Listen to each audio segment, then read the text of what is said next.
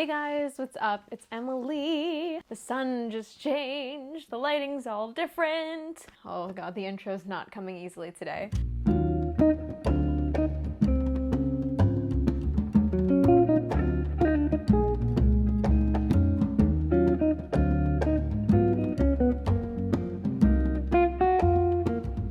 Hey guys, what's up? It's Emily. Welcome back to my channel. If you're new here, I'm so happy you're here. If you like what you're watching, feel free to subscribe, no pressure. I'm happy that you decided to click on my video. I am an actor, I'm a singer, I live in New York, I like to read. I put out new videos every Tuesday and Friday. I've been doing a lot of book content recently, which is why I'm sure you've clicked on this video today. So let's just kind of get right into today's video. I recently was watching, I think her name is Sarah. I want to say Caroli. I'm not sure if that's right, but her name is Sarah and she's a big booktuber and she has been doing Instagram blindly chooses my TBR videos. And so I really like that idea and I thought I'd give it a try. Shout out to Sarah for the idea and the inspo. Check out her channel. She's so fun and I think she lives in my hometown, so that's cool. Jersey girls! Anyway, I've been looking to work through kind of like my physical TBR, which I have here, my TBR cart. I have two videos. I have one where I like go through my entire physical TBR and then I have one where I buy this cart and like organize it. You can check them out if you want. This month of October, I'm really looking to just kind of work through some palette cleansing books on my physical TBR. I read books, every book but the last book of the Throne of Glass series. I read all of ACOTAR. Like I've just been reading series, like fantasy series, and I just need a bit of a break where I can just like whiz through a few books. I'm a little behind on my reading goals because I've been just hard in the long fantasy books. So this month I really want it to be just about palette cleansing before I knock out that last book, Kingdom of Ash, and then move on to Crescent City and some other bigger books that I have. I'm also hoping to read some other books in addition to these. My goal this month was to have books that I can just whiz through and then maybe I'll even read some of the books that lost the polls this month. Yesterday I did a few polls on Instagram where I had you guys blindly choose my TBR. So I basically had groups of 2 books and I put kind of like corresponding emojis that were reminiscent of like the title or the content of the book or like some weird just sort of vibe that I felt was appropriate. I was actually surprised at the response that I got because a lot of people on my Instagram don't really follow my YouTube yet and like vice versa, and a lot of people seemed excited to participate. So I did look at the results as they were coming in, so I do know what the results are. The first one, I had this movie camera and a heart for the first one, and in the second book I had a happy face and like a little, it looks like Hagrid's hut. I will do the reveal now. The first book with the movie camera and heart was Romantic Comedy by Curtis Sittenfeld. This was a book of, I don't know if I'm saying that right, but it was a book of the month pick this April. It's about this girl who's like a sketch writer for the show called The Night Owls. Her best friend Danny comes in and he's kind of just like a fellow writer. He begins dating this girl Annabelle, who's a famous glamorous actress on the show. Sally writes this sketch that basically pokes fun at the fact that like the reverse would never happen. A nobody woman would never be able to date a famous man or whatever. Enter this pop star guy. So it's like, I think it's about her like testing that theory. It seems cute and a lot of people have recommended it. So Romantic Comedy is the first one. The one with the happy face and the Hagrid's hut emoji is Happy Place, which was really like the book of the summer, but I was just like really into fantasy this summer, so I didn't read any like beach reads this summer. This is basically about this couple that they break up like 6 months prior to going on this trip with their friend group, and they don't tell their friend group that they've broken up, so they have to like go on the trip and pretend they're together. I want to read both of these. This one was the only tie, so I thought I should just do it the old-fashioned way and flip a coin to decide which one I should read. So heads, we'll just go with the first one, which is Romantic Comedy. Tails will do Happy Place. I don't really know how to flip a coin. It's like... Okay, heads. So we're reading Romantic Comedy. And then I'm also going to try to read Happy Place this October. This is my friend's book, so I do want to get it back to her. Romantic Comedy it is. Okay, the next one we have a diamond for the first book. And for the second one we have a brain and like a couple in love. These books are 2 memoirs.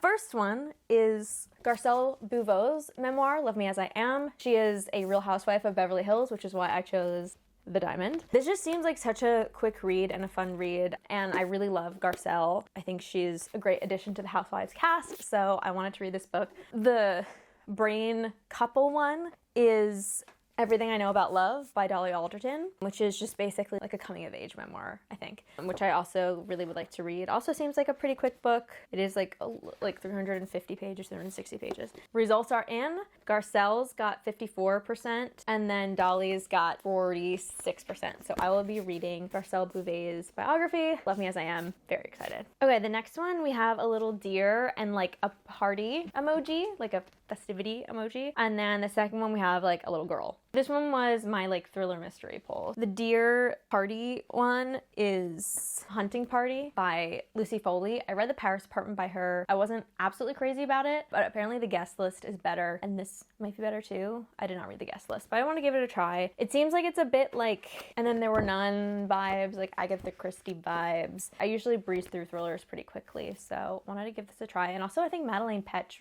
recommended this a long time ago on like one of her YouTube shorts. And then the little girl emoji is for Girl A, which I've also been meaning to read for a while. I think it's about this girl and just like she has a lot of family issues. She thought she escaped her past, but there are some things you can't outrun. Also like a pretty short, quick read. The results are in. I can't say that for everyone. The Hunting Party actually won 75% to Girl A's 25%. Girl A I probably didn't give a good enough emoji for, but that's fine. I'll be reading The Hunting Party this month by Lucy Foley, and I am excited about it. Okay, for this next one, we have a house and like an ocean wave, and then we have kind of like, I don't know, like the northern lights, like a night sky and a vampire. The house and the ocean wave is The House in the Cerulean Sea, which is like a quirky little fantasy that I feel like so many people of like different reading tastes recommend this book, and I do want to give it a try. My mom recommended it to me. She bought it for me. It seems like a cute little quirky October read. And then The Night Sky and the Vampire is Liz Caron's Night's Edge. Liz, I actually was in her play called Stop Motion here in New York City, so I know Liz, and she put this aside for me and like signed it, which was really cute. So I'm obviously going to read this soon. I wanted to save it for like spooky season because it's basically about this girl whose mom is a vampire and she like has to feed her. It feels a little more science fiction-y because the vampire thing is actually like a disease and there's like quarantines. It's kind of like influenced maybe a little bit by COVID, but it's like being a vampire instead of having your lungs torn inside out. Out of the two of these, we had House of the Cerulean Sea only got 30% and then Night's Edge got 70%. I did start reading this just because I saw that the polls were like, it was very much in Night's Edge's favor. I just started reading it last night and I'm already like almost halfway done with it. It's so good. It is such a good spooky season book. It's moving so fast. I think it's such like an original idea for a story too. I feel like a lot of these kind of like books on like BookTube and Bookstagram, like there's just a lot of like repetition and sometimes the ideas don't feel as original. This is like a really original idea and concept, and the metaphor of it all is like very interesting. It's a good spooky season book. I highly recommend it so far from what I've read. Next, we have this like glass of wine and a water drop, and then we have like a magic wand and like a mother-daughter. The glass of wine and the water drop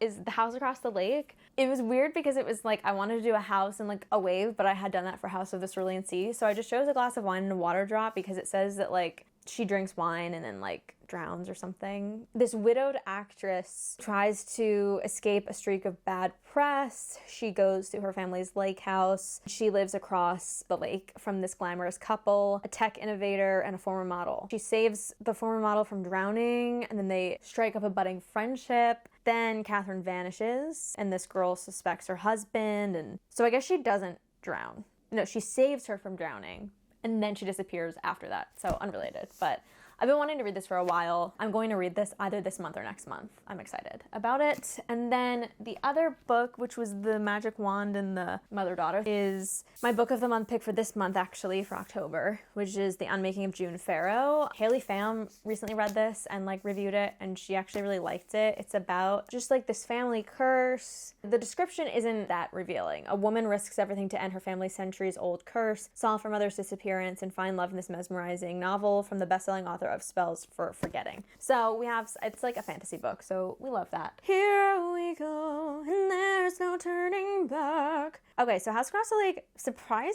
only got 39%. Like, if there's a glass of wine emoji, I'm usually picking that one. It looks like we're going to be reading The Unmaking of June Farrow, which got 61%. Loves it.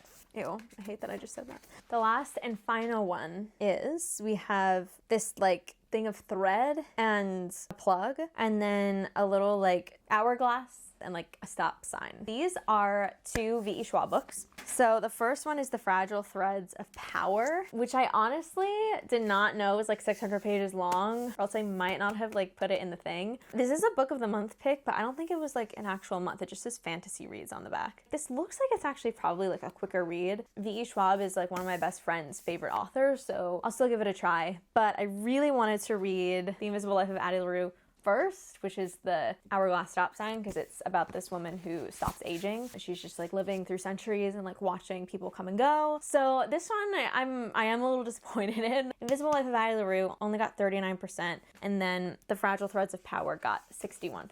This one I'm probably gonna save towards the end of the month. Once I like get back into my flow of things and like knock a few books out, I will read this. I really want to read this though. So those are 6 books that I am going to read this month in October. I'm excited to share my thoughts on all these books and my October reading wrap up. You can also give me a follow on Goodreads if you want to see how I like them as we go. Here, I'll leave the link for that in my description. Thanks for participating. Yeah, I'm really excited to make my way through this cart. I have a lot of fantasy series that I want to start, and I do want to finish Throne of Glass, but Kingdom of Ash is 1,000 pages long, so I do want to like make my way through a few more books before I do that. And then after I do that, I want to get back into some other fantasy series. Like I want to read Crescent City by Sarah J. Maas. I want to do the Shatter Me series. I want to do Cruel Prince, like all of that. But I can kind of do that also into the winter, like post-holidays and stuff. I'm gonna go read Knight's Edge. I have a feeling I'm gonna knock this out probably tonight or tomorrow. This is like such a short book too. It's under 300 pages. It's like 270 pages. She does have a sequel coming out soon, so be sure to be on the lookout for that.